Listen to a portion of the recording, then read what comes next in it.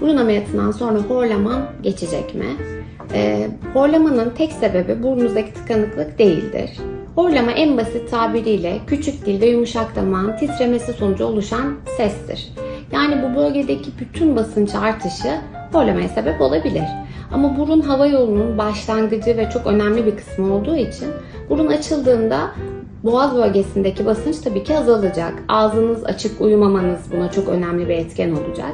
Ama biraz kilo vermeniz, boynunuz kısaysa eğer spor yapmanız, bademcikleriniz çok büyükse buna gerekli cerrahi işlemin yapılması gibi pek çok faktör horlamayı etkiler.